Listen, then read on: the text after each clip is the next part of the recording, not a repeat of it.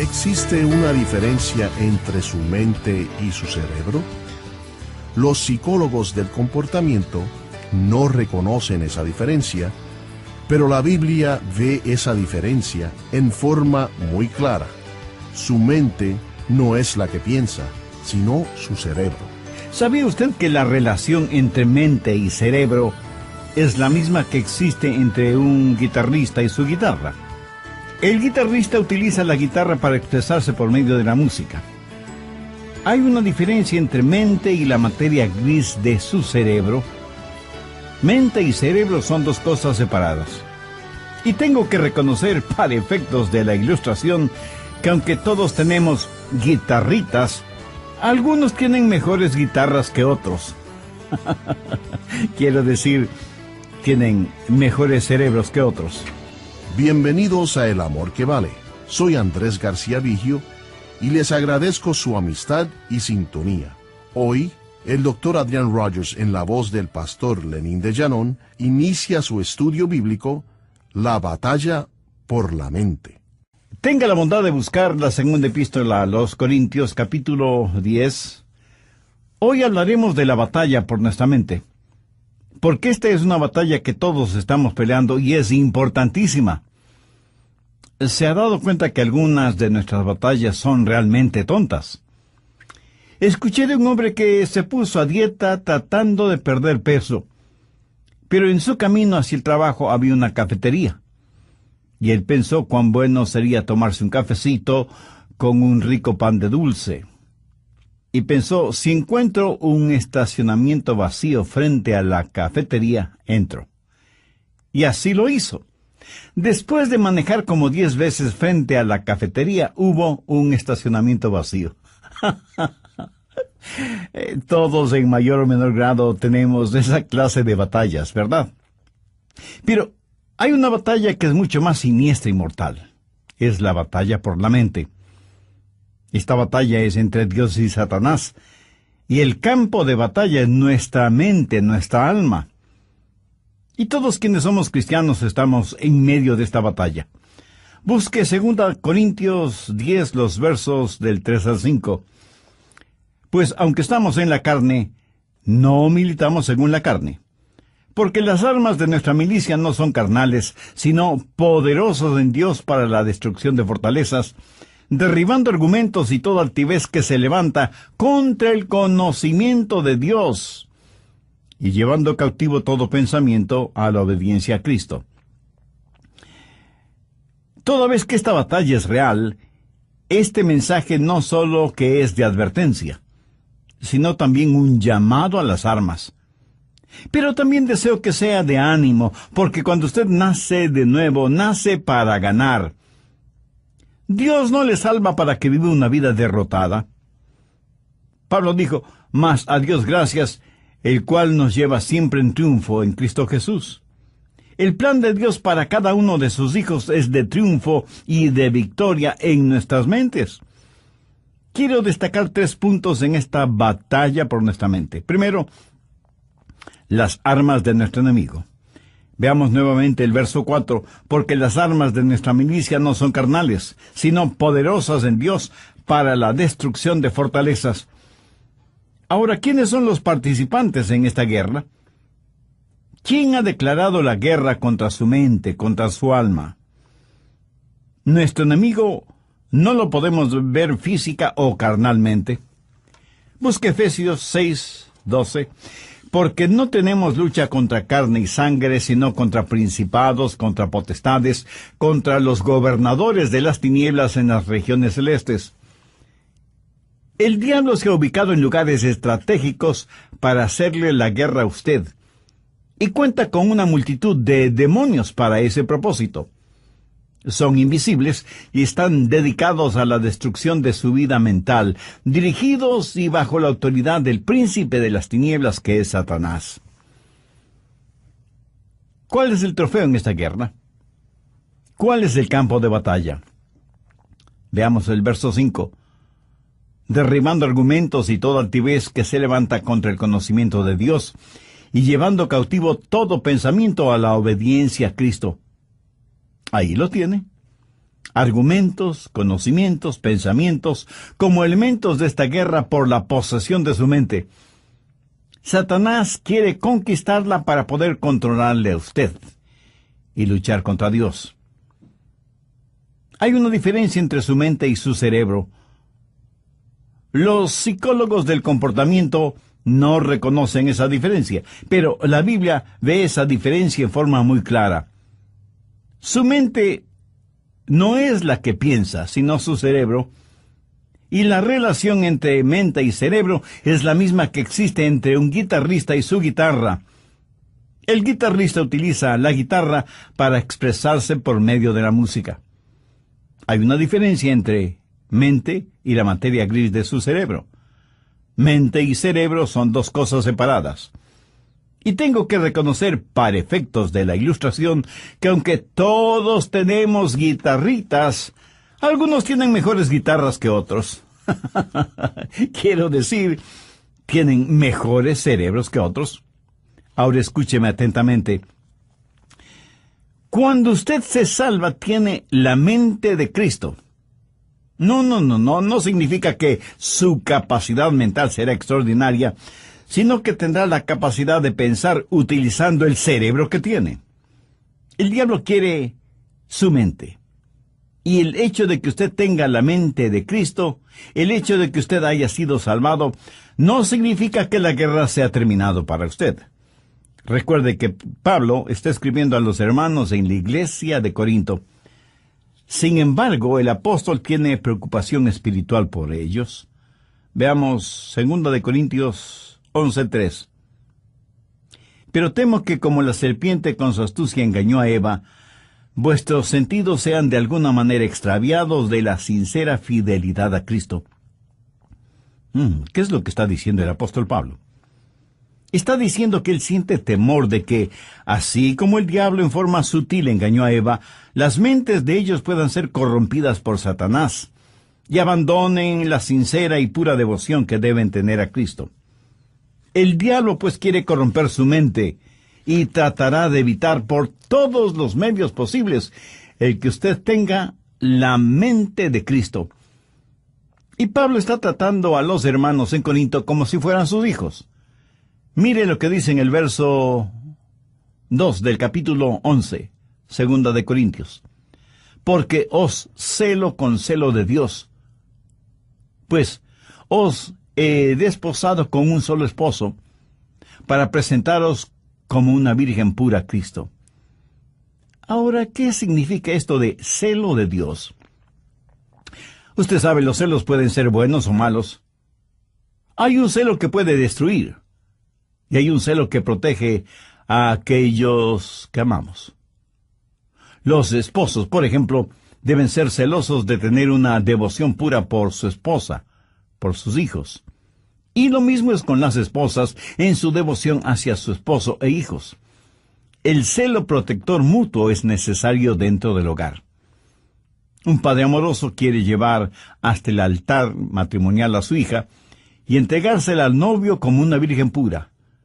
El problema en la actualidad es que hay tantos padres que no entienden que su trabajo, su responsabilidad es criar hijas piadosas para entregarlas vírgenes en el altar matrimonial. Ese debe ser el propósito de un padre genuinamente cristiano. Pablo usa esa analogía para decir que los hermanos en Corinto eran sus hijos espirituales, eran la novia de Cristo, y que no quería que fueran engañados y corrompidos en sus mentes. Prácticamente les está diciendo, cuando les presenten las bodas del Cordero, quiero que sean como una virgen casta y pura para el Señor.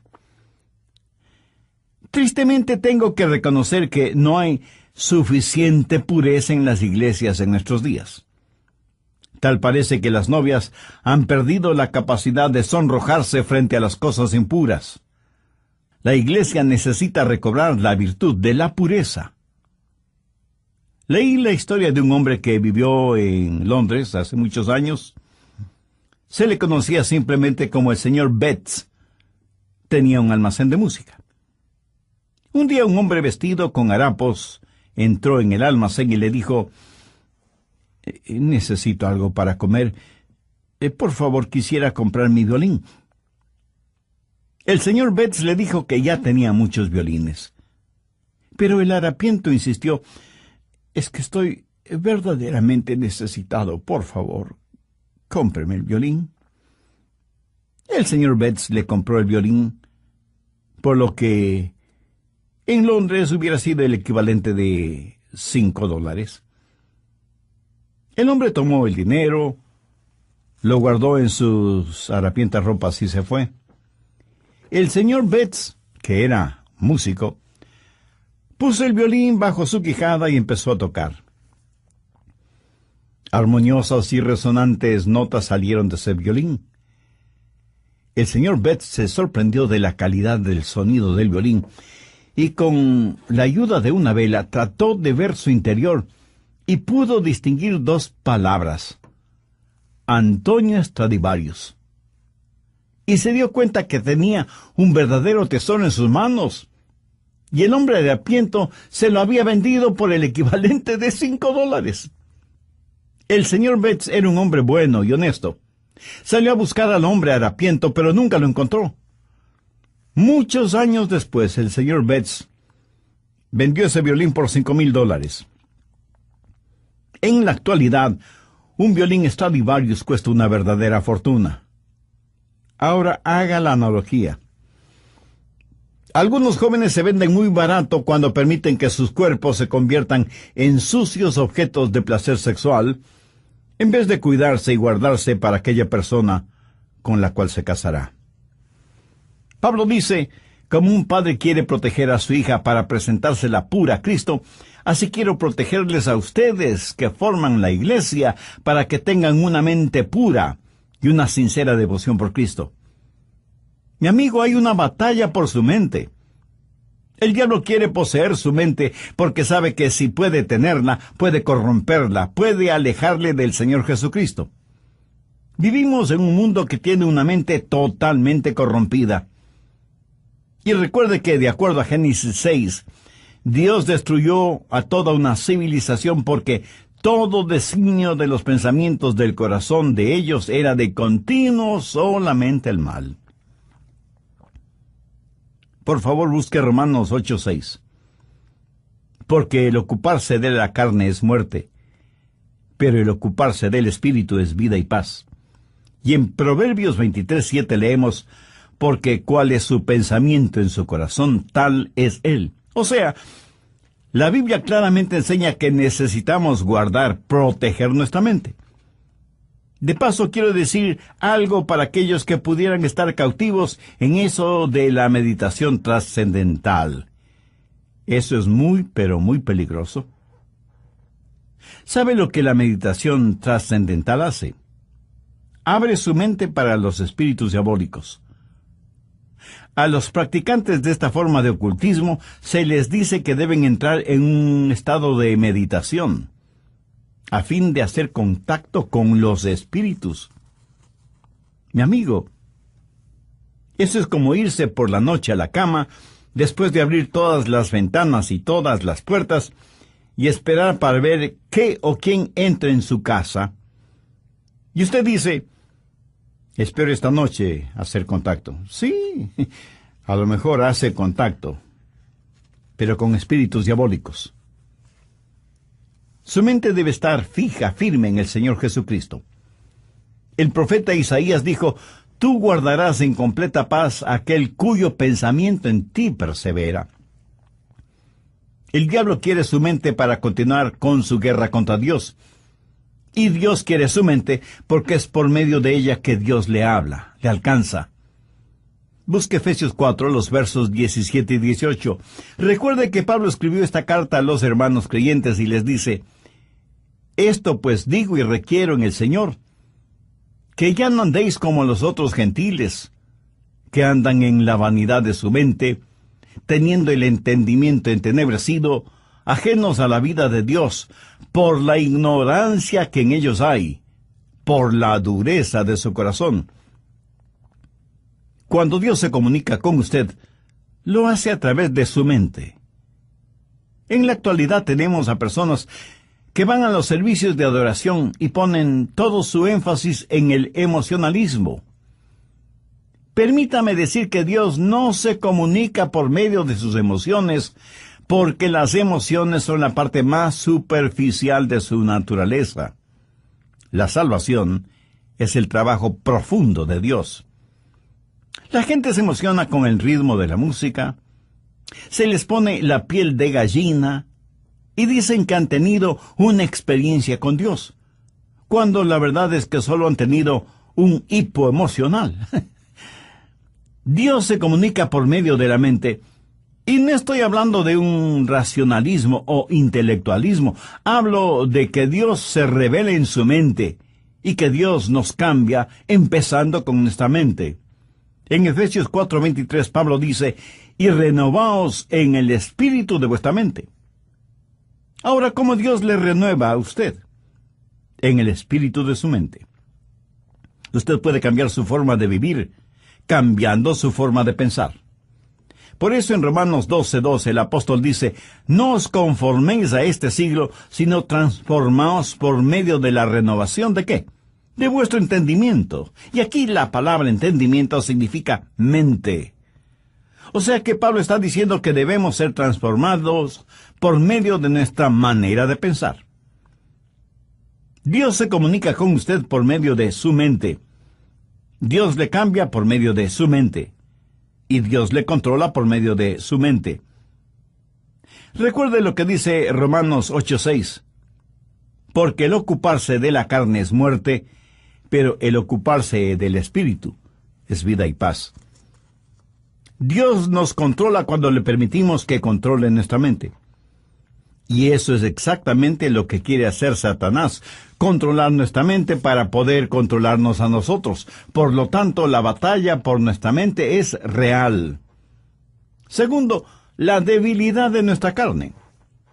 Y es muy importante el entender esto. En nuestra propia carne, todos somos débiles. 2 Corintios 10:3 dice, pues aunque andamos en la carne, no militamos según la carne.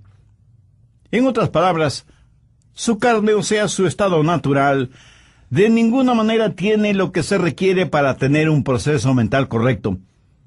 Y porque vivimos en la carne, todos tenemos problemas, desilusiones, enfermedades.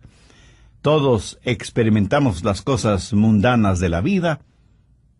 Y no piense que porque usted es ya salvo, va a vivir en un planeta diferente, inmune a las realidades de la vida en la tierra. Algunas personas se encierran en monasterios pensando que así vivirán vidas santas. Se cuenta de un hombre que decidió entrar en un monasterio cuya regla principal era el silencio. Podían decir solo 2 palabras al año. Al cumplir el primer año fue llamado por el superior del monasterio, quien le dijo, ya tienes 1 año aquí y puedes decir tus 2 palabras. Y el hombre simplemente dijo, cama dura. Después del segundo año, sus 2 palabras fueron, mala comida. Al tercer año, y frente a su superior, dijo, me voy. Y su superior le contestó, está muy bien que te vayas, porque en los 3 años que has estado aquí, lo único que has hecho es quejarte. Aunque vivimos en la carne, no batallamos en la carne porque nuestra carne es débil. Y no estamos en guerra contra carne y sangre. Efesios 6, desde el verso 10 dice, por lo tanto, hermanos míos, fortaleceos en el Señor y en el poder de su fuerza. Vestíos de toda la armadura de Dios para que podáis estar firmes contra las acechanzas del diablo, porque no tenemos lucha contra sangre y carne, sino contra principados, contra potestades, contra los gobernadores de las tinieblas de este siglo, contra huestes espirituales de maldad en las regiones celestes. Deseo preguntarle, ¿quién controla sus pensamientos? Si todavía no tiene a Cristo en su corazón y su mente, el diablo los controla. ¿Quiere cambiar esa realidad? Entonces le invito a orar de la siguiente manera. Querido Dios, deseo normar mi vida con pensamientos limpios, dignos, puros. Y solo tú puedes ayudarme. soy pecador, no solo por lo que hago, sino por lo que pienso. Señor Jesús, cuando entregaste tu vida en la cruz del Calvario fue para perdonarme y darme la oportunidad de una vida nueva, de una mente nueva, de un corazón nuevo. Deseo que seas mi Salvador y mi Señor y que tomes el control de mi vida. En tu nombre lo pido. Amén.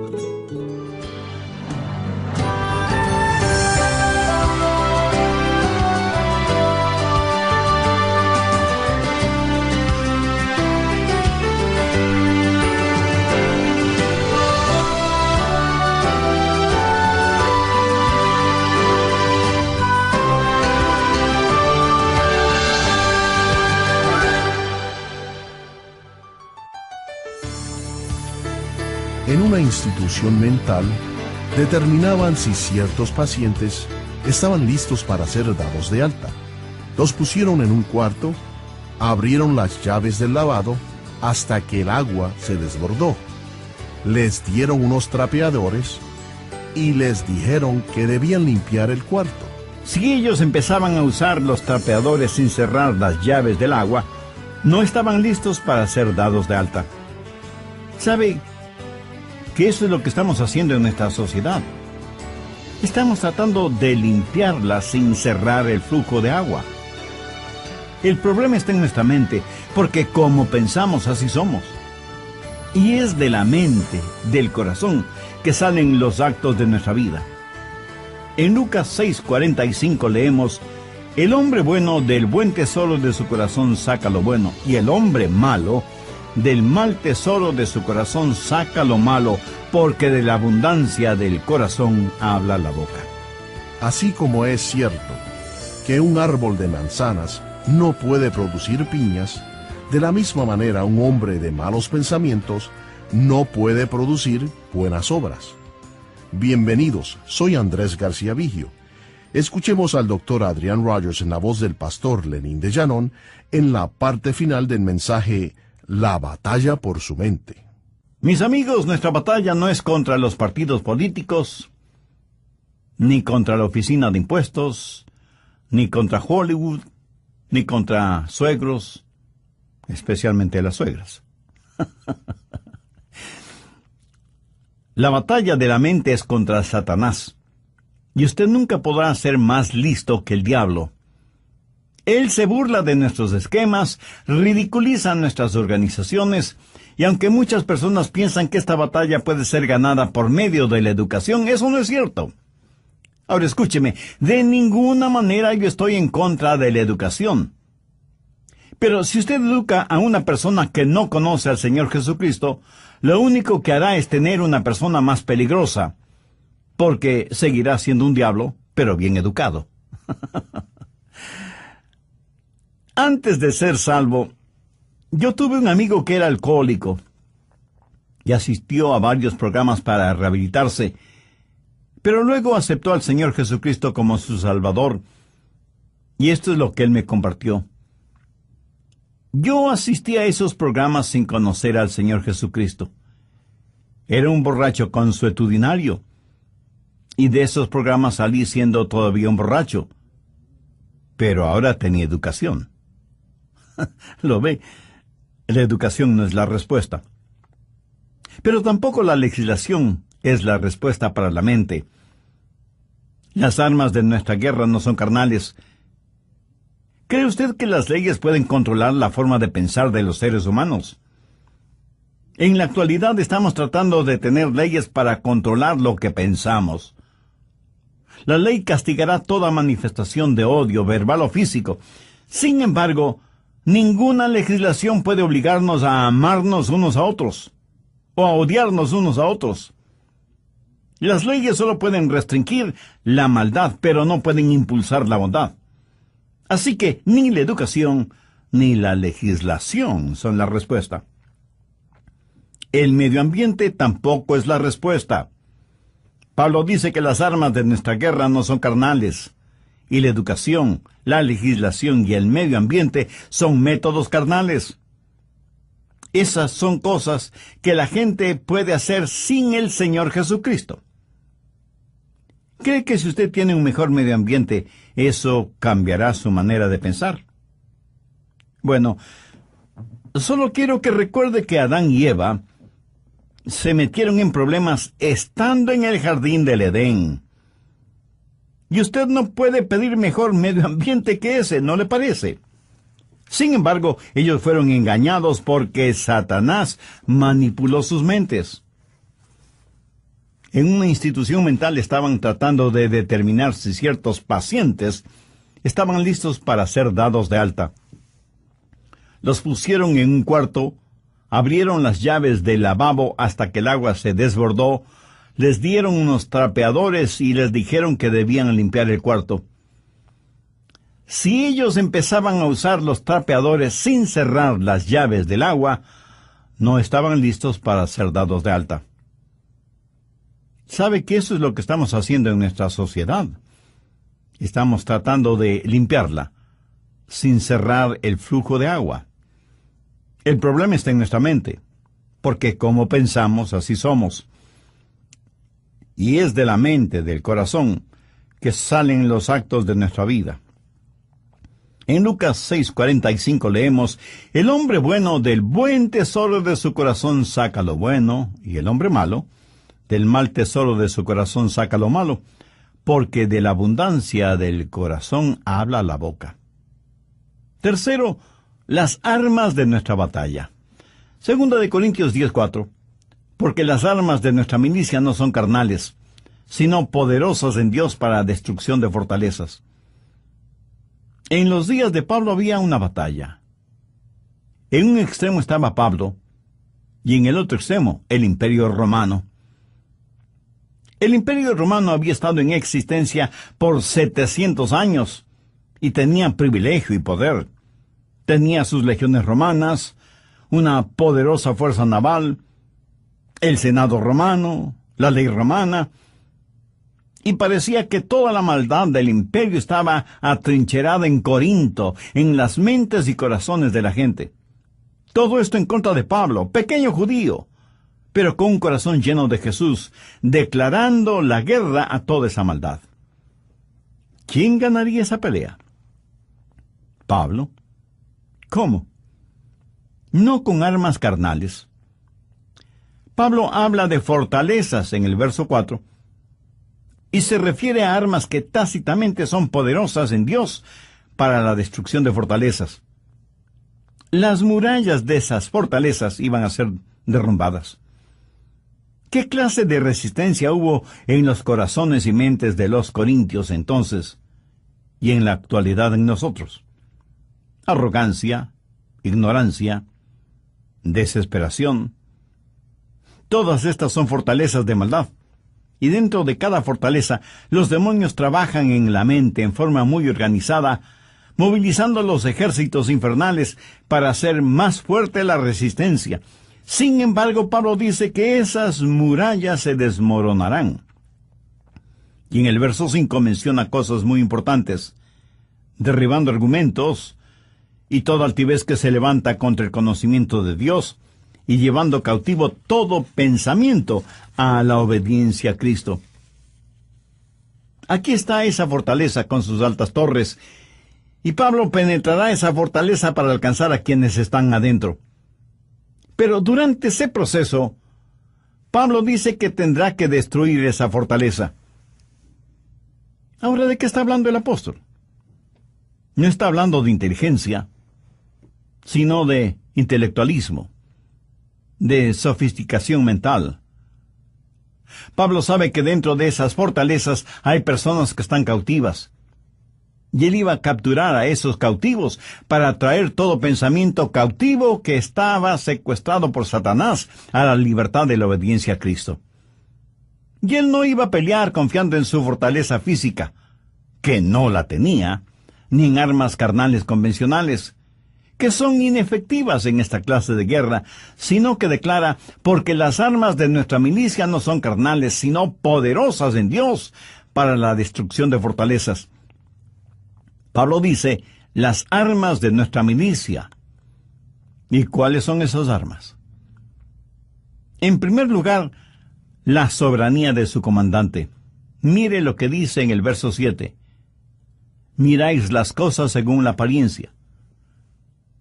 Si alguno está persuadido de sí mismo que es de Cristo, esto también piense de sí mismo, que como Él es de Cristo, así también nosotros somos de Cristo.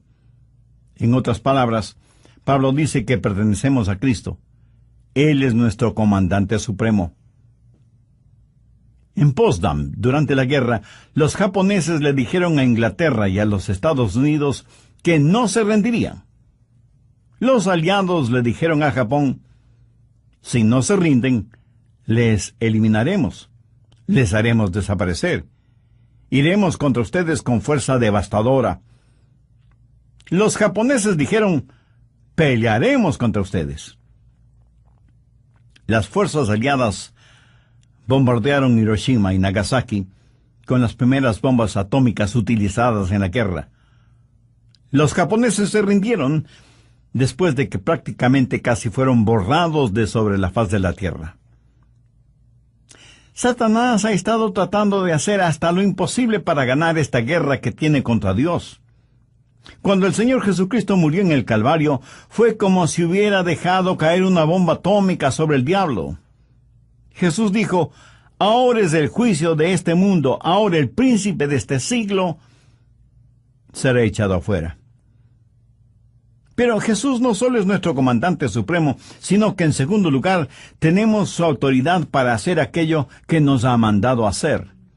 En el verso 8 Pablo dice: porque aunque me gloría algo más todavía de vuestra autoridad, la cual el Señor nos dio para edificación y no para vuestra destrucción, no me avergonzaré. Aquí el apóstol está hablando de autoridad. ¿Pero qué es autoridad? Es el derecho legal de actuar en representación de otra persona.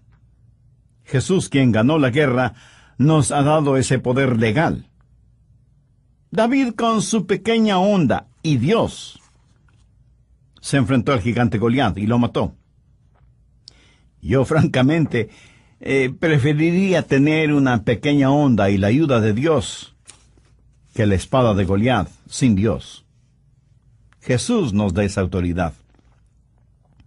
Anote al margen Lucas 10, los versos 19 y 20, que registran las siguientes palabras del Señor Jesús.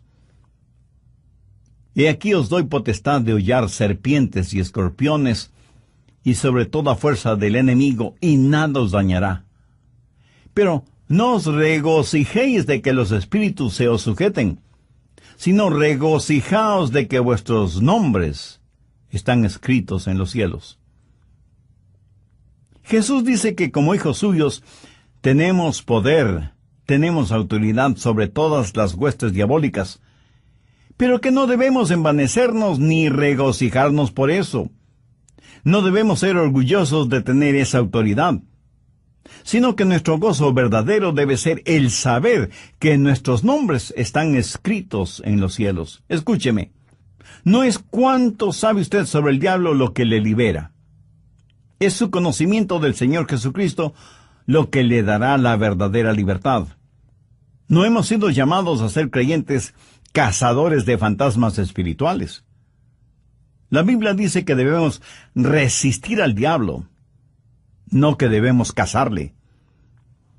Así que no solo tenemos que entender, en primer lugar, que tenemos un soberano que es nuestro comandante, y en segundo lugar, que tenemos su autoridad para llevar a cabo sus órdenes, y en tercer lugar, que hay la certeza de nuestro valor, de nuestro coraje, de nuestra osadía espiritual.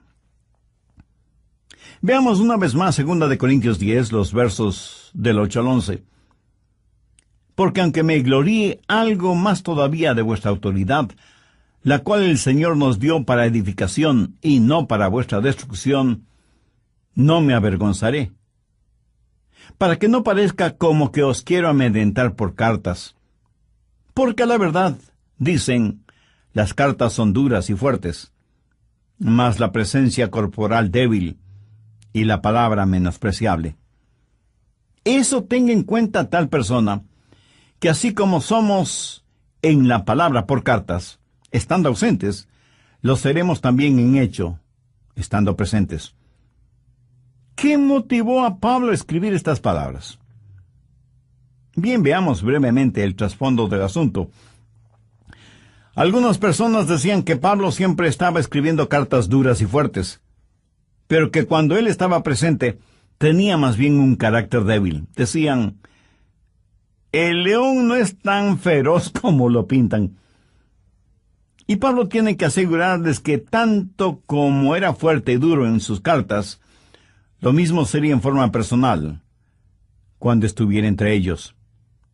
Pero les dice algo más, que pertenecía a Cristo, y que Cristo había ya ganado las batallas por él, que Cristo mismo le había dado autoridad, y que debido a esas circunstancias tenía el valor y el poder para ganar esta batalla de la mente. Por favor, escúcheme con atención. Lo que usted piense, eso es lo que será. Chuck Swindoll está en lo correcto cuando afirma que la actitud de una persona lo es todo. Una vez que usted ha recuperado la fortaleza de su mente, necesita de inmediato protegerla, resguardarla. En Proverbios 4:23 leemos, sobre toda cosa guardada, guarda tu corazón, porque de él mana la vida. En los aeropuertos de las más grandes ciudades metropolitanas del mundo, las medidas de seguridad son realmente impresionantes. Sensibles detectores metálicos avisan al personal correspondiente si usted tiene en sus bolsillos llaves, monedas o cualquier otro objeto metálico. Detectan anillos, aretes, collares, pulseras, relojes. Y en la actualidad las cámaras de rayos X pueden ver la totalidad del cuerpo humano, por si alguien trata de llevar oculto entre su ropa íntima algún objeto o sustancias prohibidos. A veces pienso que sería formidable el tener esos sofisticados detectores a la entrada de las iglesias para detectar el pecado. Pero si tal cosa fuera posible, estoy seguro que nadie quisiera entrar en las iglesias, ni siquiera sus pastores. En Filipenses 4:8 Pablo dice, por lo demás, hermanos, todo lo que es verdadero, todo lo honesto, todo lo justo, todo lo puro, todo lo amable, todo lo que es de buen nombre, si hay virtud alguna, si algo digno de alabanza, en esto pensad. Dios nos hizo de tal manera para que no podamos pensar en dos cosas distintas al mismo tiempo. Permítame explicar de esto. Si usted está pensando en algo que es bueno y correcto, de ninguna manera puede pensar al mismo tiempo en algo malo e incorrecto. Y usted no tiene que ser inteligentísimo para ver la lógica de esta declaración. Y aunque ya lo he mencionado varias veces, usted es lo que piensa. Proverbios 23:7 dice, porque cuál es su pensamiento en su corazón, tal es él. Proteja su mente. Tenga al Señor Jesús como el punto central de su mente. No permita que el diablo le robe la devoción de su corazón puro hacia el Señor Jesucristo. Viva permanentemente enamorado de Jesús y jamás se avergüence de confesar su amor por Él. ¿Se avergüenza usted de confesar su amor, de declarar su amor por la persona que verdaderamente ama? Estoy seguro que no. Cuando sus pensamientos, su corazón están enfocados, centralizados en el Señor Jesucristo, ya no habrá espacio para pensamientos sucios, lujuriosos, malvados, orgullosos, pervertidos, que constantemente nos bombardean. Y si alguien me pregunta, Pastor Rogers, ¿cómo empiezo todo ese proceso? Bueno, gracias por su honesta pregunta. Debo empezar diciéndole lo siguiente. Comience entregando su corazón a Jesucristo. Pablo en 2 Corintios 4:4 dice, en los cuales el Dios de este siglo cegó el entendimiento de los incrédulos, para que no les resplandezca la luz del Evangelio de la gloria de Cristo, el cual es la imagen de Dios. Verá, su mente sin Cristo es realmente ciega a las cosas espirituales. No quisiera que Dios removiera esa ceguera espiritual al entregar su corazón a Jesús. Si todavía no es salvo, no quisiera hacer esa decisión este mismo momento. Si ese es el deseo de su corazón, quien quiera que usted sea y donde quiera que esté, le invito a orar conmigo la siguiente sencilla oración. Señor Jesús, te necesito como el sediento necesita agua, como el hambriento necesita pan. Te necesito para esta vida aquí y para la vida en la eternidad. Tú moriste en la cruz del Calvario para salvarme si es que confío en ti. Y sí, confío en ti con todas las fuerzas de mi ser. Por eso te invito a que vengas a mi corazón, seas mi Salvador y mi Señor. Te entrego el control total de mi vida y pido tu ayuda para que me ayudes a vivir de acuerdo a tu voluntad. Hazme la clase de persona que tú quieres que sea. Dame la fuerza de nunca avergonzarme de ti ni de tu palabra, sin que me importen las circunstancias o me amedrenten las consecuencias. Ayúdame a ser la clase de persona que tú quieres que sea. Todo esto lo pido con gratitud en tu precioso nombre. Amén.